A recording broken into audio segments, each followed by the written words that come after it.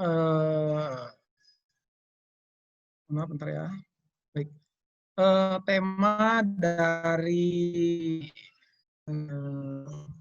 webinar kali ini ya itu adalah praktikum umum daring formulasi ransum menggunakan aplikasi WinFeed ya 2.8.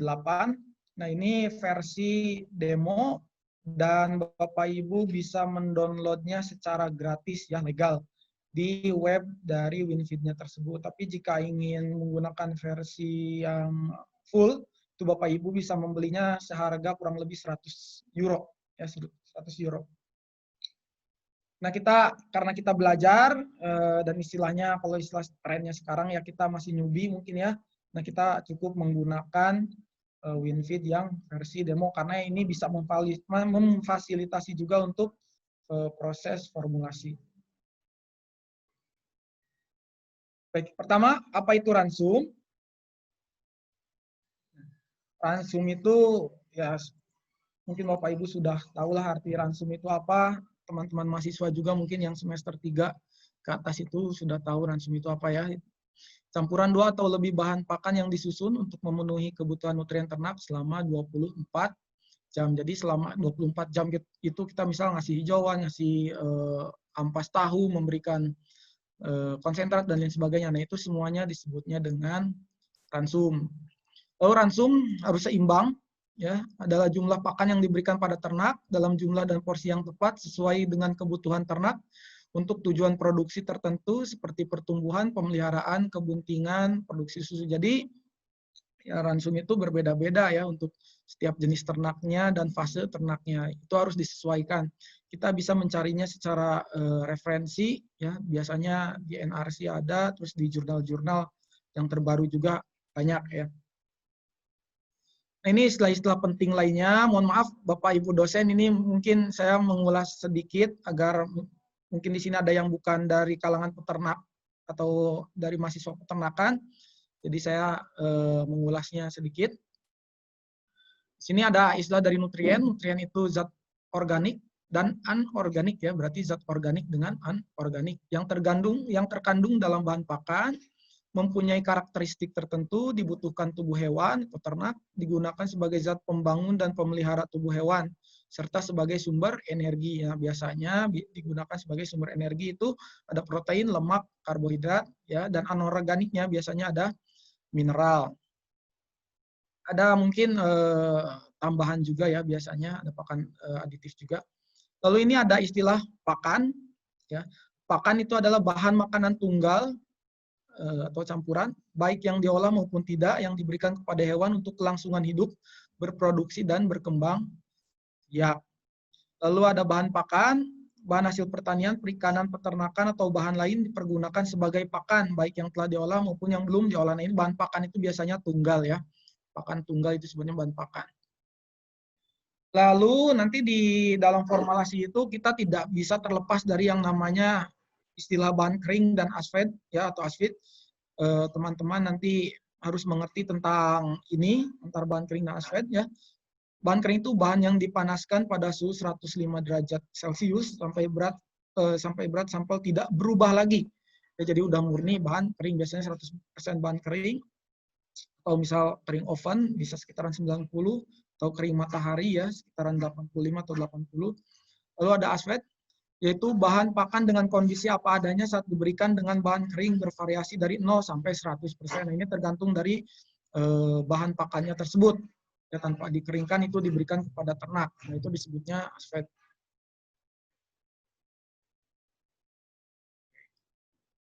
Nah, ini kebutuhan nutrien ya. Nanti kita akan meramu ransumnya.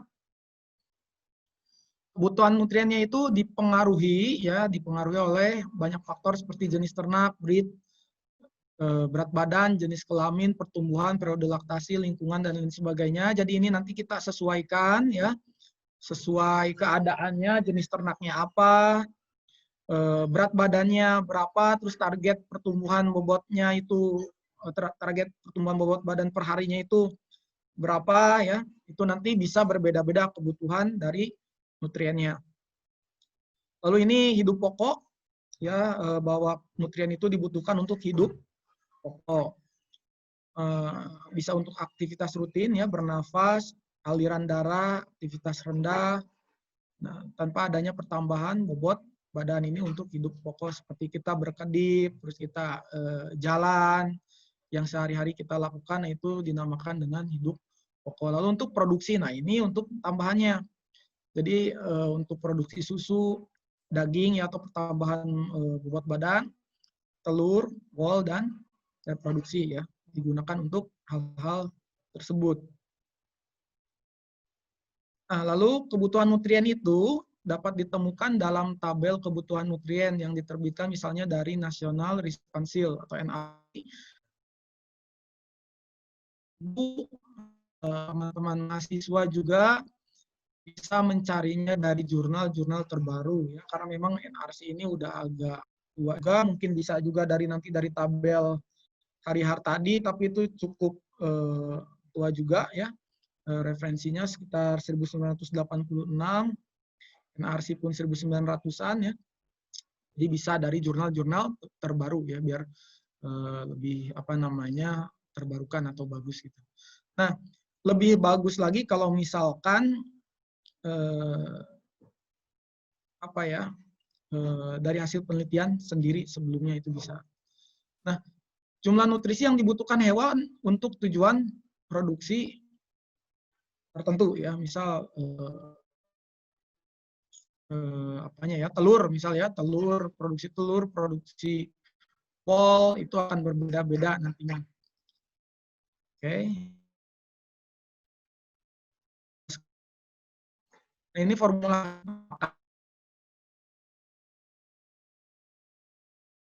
bahan gizi, bahan pakan, dan ternak di dalam pengembangan yang bergizi yang akan diberikan dan dimakan ternak dalam jumlah tertentu cukup memenuhi kebutuhan untuk memberikan hasil yang sesuai dengan tujuannya. Nah, untuk formulasi pakan ini kita diperlukan ilmu pengetahuan dulu ya. Jadi memang seharusnya itu tidak asal, meskipun kita bisa menggunakan aplikasinya secara asal ya, tapi kita harus belajar terlebih dahulu mengerti karakteristik dari setiap bahan pakannya ya, karena memang setiap bahan pakan tidak bisa digunakan sebanyak-banyaknya, ada batasannya juga, terlebih kalau misal kita memformulasi untuk unggas, karena memang di dalam unggas itu batasannya lebih banyak ketimbang dengan ruminan.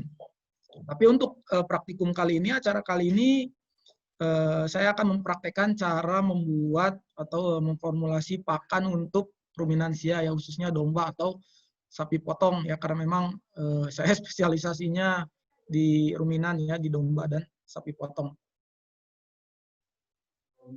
Nah, ini yang harus dipahami juga ya dari bagan analisis proksimat. Jadi seorang formulator harus sangat mengerti tentang bagan ini ya. Jadi di pakan itu ya dibagi ke dalam dua bagian, ada air dan bahan kering. Nah, di air ya memang di air juga ada ada mineral dan sebagainya, tapi ini di bahan kering ini lebih kompleks. Bagi-bagi lagi ada bahan organik, ada abu ya. Abu ini yang biasa kita sebut dengan mineral. Bahan organik ini dibagi-bagi lagi, ada protein, ada bahan organik tanpa nitrogen. Proteinnya protein kasar, karena ini ujinya uji proksimat ya, bukan uji murni. Di BOTN ini nanti ada lemak kasar, ada karbohidrat. Karbohidrat dibagi lagi menjadi serat kasar dan BOTN atau pati ya. Jadi teman-teman semua, rekan-rekan harus mengerti dulu perihal tentang bagan ini ya. Nah, ini kebutuhan zat makanan atau nutrien dan bahan kering pada sapi potong sesuai bobot badan dan target produksi. Ini NRC ya, tahun 1984. Jadi untuk bobot sapi 200 kg, ADG-nya itu targetnya itu sekitaran misal 600 gram ya, 600 gram atau 0,6 kg. Kebutuhan BK-nya itu ya sekitaran 4,4 kg. Kebutuhan bahan keringnya ya, ini bukan asfetnya atau bahan segarnya, tapi ini bahan kering. Kalau misalkan ini dikasihnya murni hijauan, maka hijauannya tersebut harus dikonversi dulu ke bahan kering ya. Jadi bagaimana caranya bahan keringnya itu mencapai 4,4 kg. Proteinnya 10% ya di dalam ransumnya itu, 10%.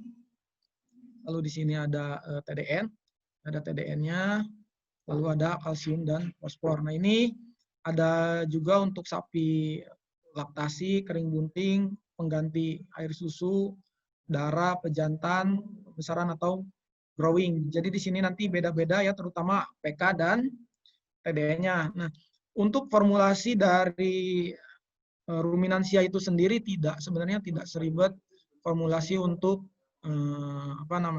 unggas ya. Kalau unggas itu kita membutuhkan lagi data seperti asam amino, asam lemak dan lain sebagainya. Tapi untuk ruminan ini lebih sebenarnya tidak terlalu rumit atau lebih simpel ya, meskipun bagusnya itu tetap ya asam lemak, asam aminonya dimasukkan juga, dicantumkan. Tapi kebanyakan memang di lapangan tidak serumit itu gitu. Biasanya tidak serumit itu. Dan saya sudah mempraktekannya dan alhamdulillah pertumbuhannya cukup bagus juga di domba. Baik, ini SNI pakan perah dan potong. Nah, untuk pembuatan pakannya itu bisa mengacu ke sini ya nanti. Misal, ini untuk sapi perah. Nah, untuk pemula darah laktasi produksi tinggi, kering bunting, misal untuk kita contohkan. Oke, ini untuk sapi perah pejantan aja. Kadar air maksimalnya itu 14 ya. Jadi nanti semua membuat pakannya itu kadar airnya dibuat maksimal 14 atau bahan keringnya itu minimal 86 berarti ya. Nah, kadar abunya itu maksimal 12%. Ya, 12%. Protein kasarnya itu minimal 12% ya, lemak kasarnya maksimal 6%, kalsium dan lain sebagainya, fosfornya dan TDN-nya sekitaran 65% ya, total digestible nutriennya. Pun dengan yang sapi potong. Nah, ini di sini berbeda-beda lagi. Ya, terutama di protein dan TDN-nya. Nah, biasanya formulator untuk ruminan itu untuk pemula itu cukup melihat di protein kasar dan TDN biasanya ya, yang lebih lebih hujan itu biasanya di TDN dengan protein kasar. Karena nanti kalau misalkan kebanyakan proteinnya, TDN-nya kurang, proteinnya tidak bisa termanfaatkan. Misalkan TDN-nya berlebih, ini akan cepat menjadi energi sehingga nanti ternak akan lebih sedikit ketika memakan ransumnya tersebut ya. Jadi keseimbangannya harus pas antara protein kasar dan TDN. Nah, bisa dilihat dari SNI pakan dan SNI pakan ini ya, ransuminin ini ada banyak SNI itu, ada ternak perah ya, sapi perah, ada sapi potong, terus ada untuk ayam, bebek dan lain sebagainya. Nah, itu dilihat saja SNI-nya berapa. Baik, ini untuk kebutuhan pakan domba ya, masih dari NRC juga. Nah, dengan BB misal bobot di sini aja. Di 30 misalnya, ini rata-rata untuk kurban itu melihara di bobot 30 atau 20, biar gampang saja. BK-nya itu kebutuhannya itu 3,3% dari bobot tubuh ya, dari berat badan. Kebutuhan BK-nya itu, ingat ini BK ya, bukan bahan basah ya, bukan bahan basah tapi BK. Berarti kalau misalkan 3,3% dari 30 kilo itu ya sekitaran 990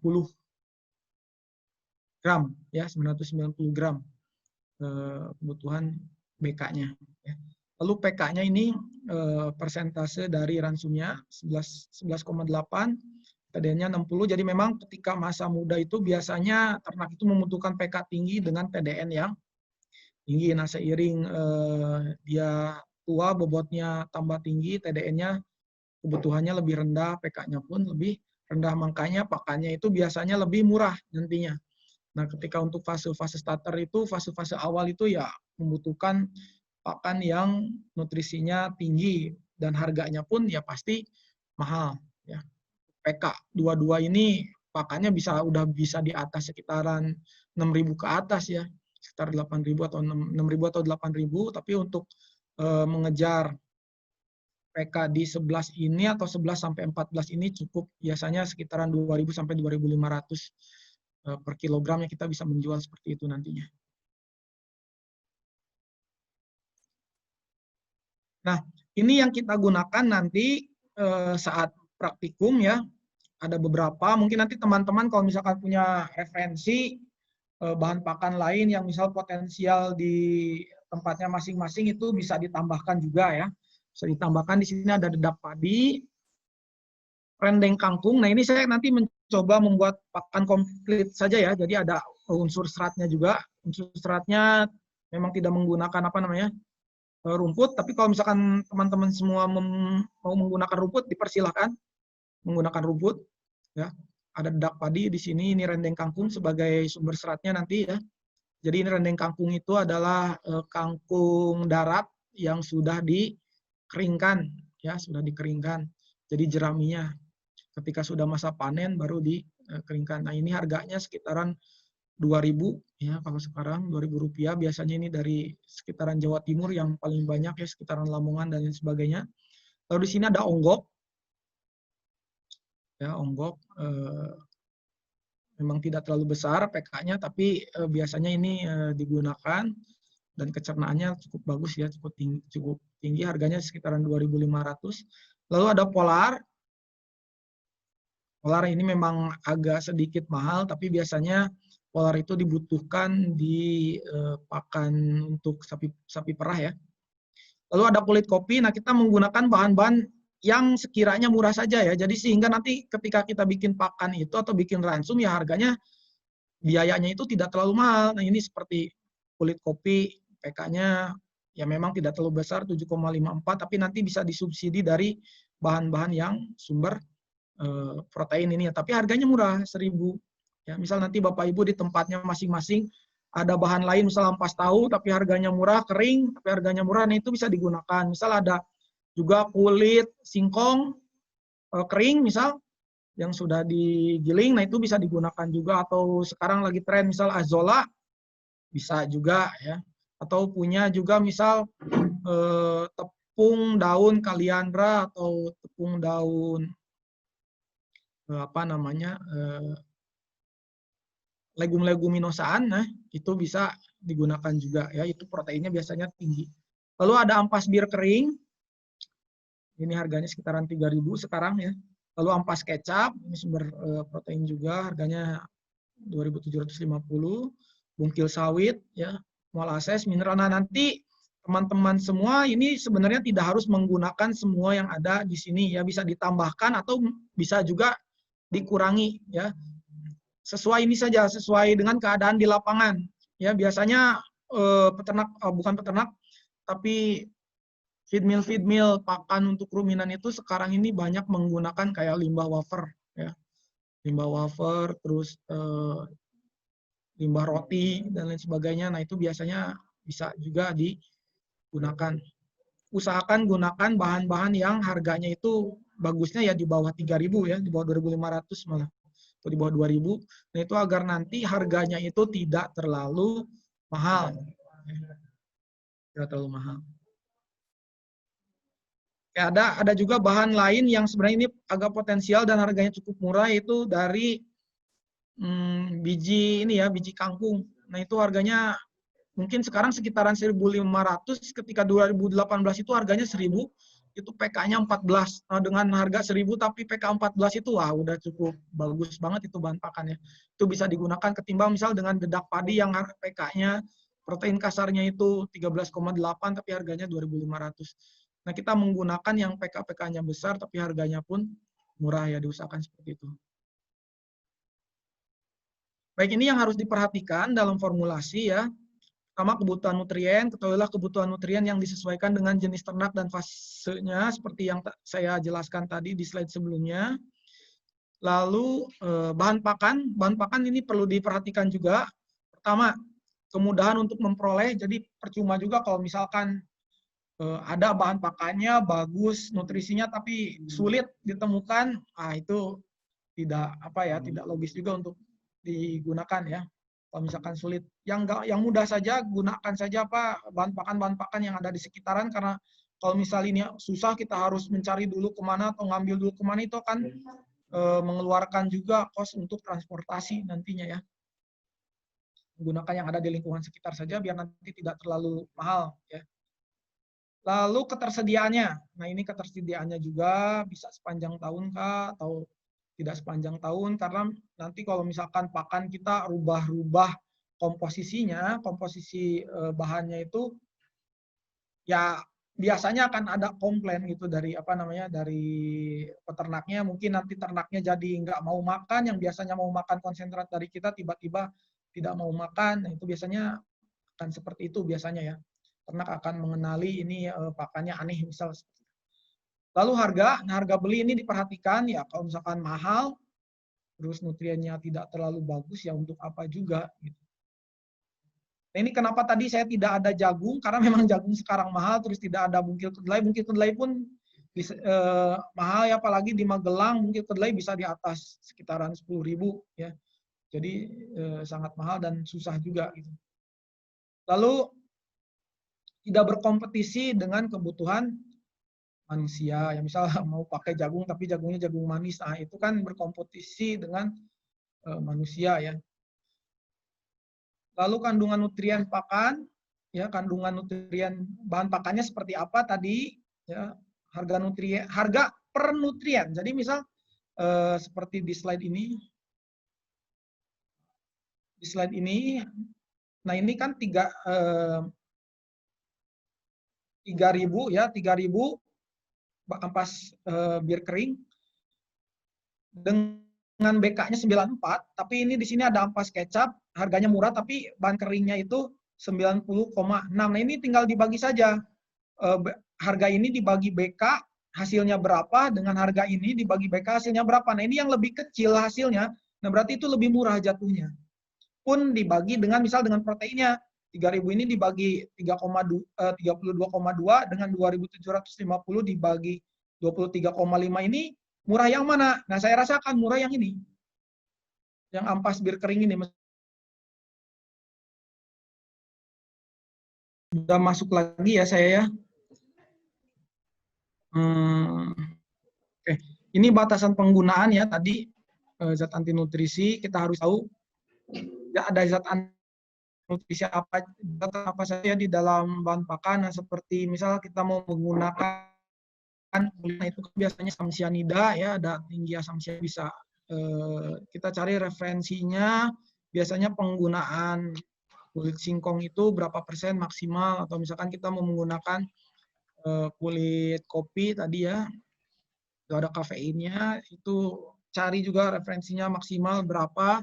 Nah, kalau saya biasanya itu ada di sekitaran 20 atau 30 per bahan pakan ya, penggunaan maksimalnya. Tapi kalau misal kayak dedak itu bisa sampai 40, terus jagung juga bisa banyak ya, kalau jagung bisa 40, 50, tapi masalahnya jagung itu harganya mahal ya.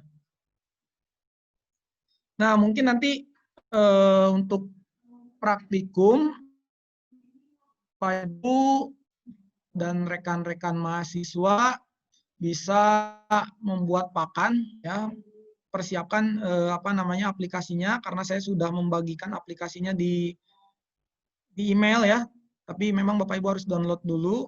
Nah, itu bisa gratis dan mudah diinstalnya. Cara menginstalnya sudah saya sertakan di buku pedomannya, panduannya ya, di buku mohon maaf ini moderator juga ada kendala ya, ada error mungkin. Sudah masuk lagi?